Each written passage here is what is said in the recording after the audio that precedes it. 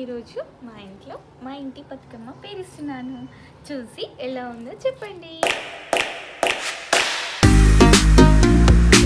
మా ఇంటి బతుకమ్మ పేరేయడానికి ఎన్ని రకాల పువ్వులతో అలంకరిస్తున్నామో మా గౌరమ్మని. మా చిట్టి గౌరమ్మ చాలా అందంగా రెడీ కావాలని కోరుకుంటున్నాను. మొత్తం కంప్లీట్ అయ్యాక మళ్ళీ చూపిస్తాను గైస్. అప్పటి వరకు వెయిట్ చేయండి. అందరూ లైక్ చేయండి, సబ్స్క్రైబ్ చేయండి, షేర్ చేయండి.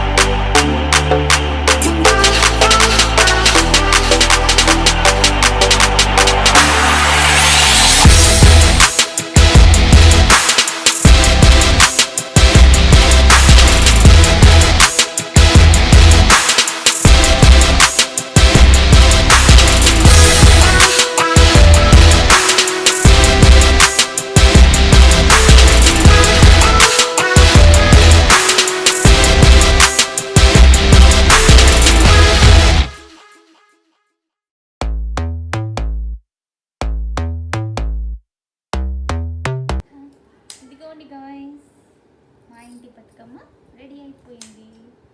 ఎలా ఉందో చెప్పండి కామెంట్లో.